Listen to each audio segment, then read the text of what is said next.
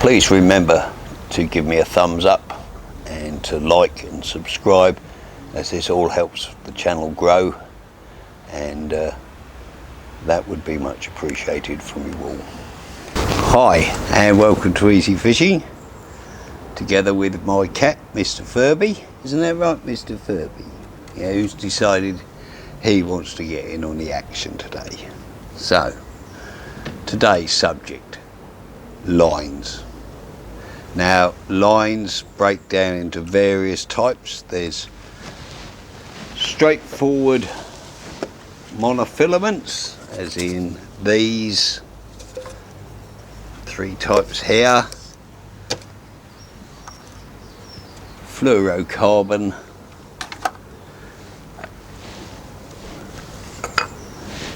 braid. I'm just using this spool of braid as illustrations, and Unifilament Nanoline. Now, for general purpose fishing, float fishing or ledgering, straightforward monofilament is as good as anything. It can be as cheap or as expensive as you like. My personal general purpose ones are Nylon Series 7, $2.99 a spool for 100 yards. Comes in a wide variety of breaking strains, and from about £5 upwards you can buy it in bulk spools. Cheap, reliable, very much like the old Bayer Purlon, I would have said. Excellent line. Then there's I use Nylon Floatfish, love it, and Nylon Supplex, which is probably, in my opinion, one of the best lot monos on the market at the moment. So if you just want one line and one line only that will do everything, Series 7. It's reliable, it's been around for years and years. I've never had a problem with it. I use floatfish line a lot as well, and I use that mainly for trotting and stuff because it floats naturally. It's quite stiff and abrasion resistant, and doesn't get damaged too badly by putting split shots or whatever kind of weights you're using for your, say, stick float or waggler fishing. And finally we have Supplex, which is a very high quality line.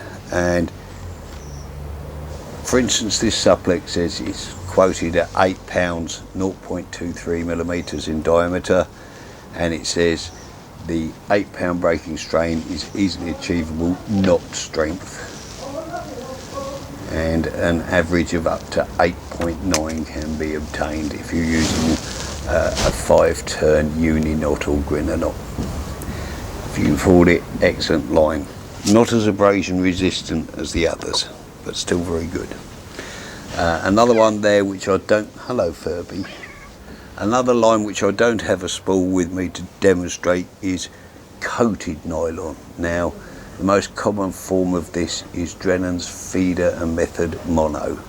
It's not a new idea. I believe the coated monos were introduced by a firm called Ultima many years ago, but for some reason they weren't very popular.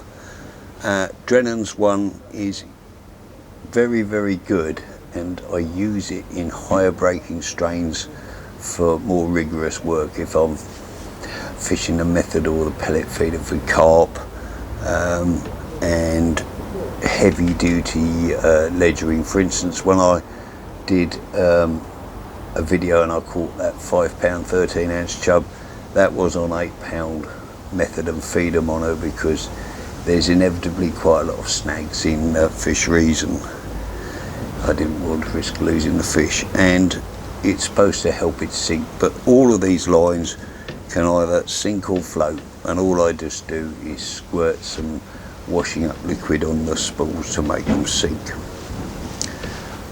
Alternatively, you can buy line floatants, or I found Mr. Sheen works quite well as a line floatant. Now, the next one up from that is fluorocarbon. Now, I use this quite a lot, and I'm starting to use it more and more for ledgering work because it's slightly stiffer. Alan Scotton recommends using it on pole rigs because it's less prone to twist, and that is something I've found out as well, and I will be carrying on experimenting. I'm very happy with it as a hook length line for feeder fishing. Not for method feeder fishing, it's too stiff for that. You want a more supple line for feeder fishing if you're using the method, like Supplex or Series 7 will do, but either of them are more flexible. And do not try and use fluorocarbon for reel lines. It's horrible stuff. It doesn't cast very well. It might sink like a stone, but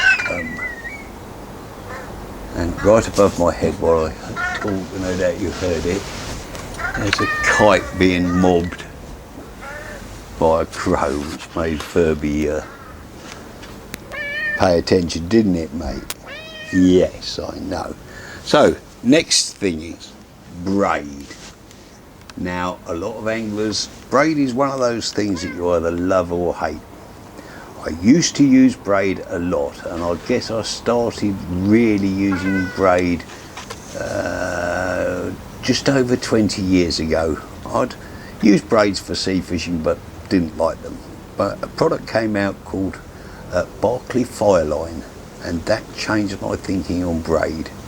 It's still available, and it's a coated braid, and I found it excellent for feeder fishing. However, as with all braided lines, they grate like mad in the rod rings on retrieval. And the reason they do that is because the surface of the braid, if you get a piece of braid and run it between your fingers, it's actually quite rough. So yes, I know. So I still use braid. This one here is my heavy duty braid that I use for beach fishing in snaggy situations with a fixed spool. It's 60 pound and 0.36 in diameter, so I can pull out of snags easily. But I use it for sea fishing, and I use it for my pike fishing, obviously. Usually in 40 or 45 pounds for my pike fishing, and it lasts a long time. The Drennan one, I've still got a spool on test. I've had it on there for about 3 years. Yeah, it must be 3 years now. Wearing well. This stuff does not float, not in 60 pound, it sinks. So I use it for ledgering in snaggy situations, or generally pike fishing where there's snags, so I can straighten trebles out if I get them snarled up. In fact, when I first tried this stuff, I accidentally cast a dead bait into a tree. Now normally that's goodbye to your rig, and I pulled and I pulled and I pulled, and I've down there pulled the tree up by its roots, and I got all my gear back. Well, I had to change the trace because the trebles were bent, but I didn't leave a dead bait hanging from a bush. And it's the same with piking. You do not want to leave treble hooks in piking, so that's my other use for it. Then we have a product which regrettably seems to have been overlooked. What are we talking about? Nanoline by Barclay. This has become my standard long distance feeder fishing line and my standard beach fishing line. Durability wise, I've had it on my spools and my beach casters for 5 years now, and it looks virtually brand new. Doesn't lose colour, hasn't lost any strength, seems to be very good. Now I use this for feeder fishing, and my preferred diameter on the spool, it says 0.15, but just to the left there's a more accurate measurement and it says 0.16279, so it's accurate for digital places, which is better than most people can offer, and it breaks at 7.69 kilos. So we call it 7.5 kilos. What's that? About 17 pounds. My cat is determined to get in on the act. Yes, I know. Go on. Sit down, baby. Sit down. So I don't even use shock leader when I'm using this stuff. Not when I'm using the 015, because at 17 pound I'm quite happy to cast feeders direct off it, and I've not had any problems running beads up and down it or anything. Its biggest drawback for a lot of people is that the knots need to be careful. It's incredibly slippery and smooth, and it is fussy about its knots, and I guess that's one reason why it has not become as popular as it should have done. Now I use it in two diameters, 015 or 016 should I say, for general feeder work, and on my big Shimano use it in 011, and it casts a dream. With my big feeder rod I can hit over 100 yards absolutely effortlessly, partially down to the reel designer, nice big long spool, but the line is so smooth it flies off the reel without a sound, doesn't grate in the rod rings. Its other great advantage is you can use it on braid band waters, because it is not a braid, it's a unifilament. Now I got challenged on this by a gentleman fishing a day ticket water that had a braided line band, and he said, "Oh, that's braid." I said, "It's not." I said, "It's a unifilament." And I said, "I'll give you £30 if you can show me it's a braid, and if you can't show me it's a braid, you give me £30. And he immediately was like, and I said, "Well, just have a look at it, mate, and make your own mind up." And he looked at it and he said, "Well, I was amazed." He said, "Because I assumed it was a braid. It's obviously not. It's a single lock of monofilament, but it's in fact loads of filaments that are fused together in one line." And I converted him to it. With all of these non-stretch lines, you do have to be careful.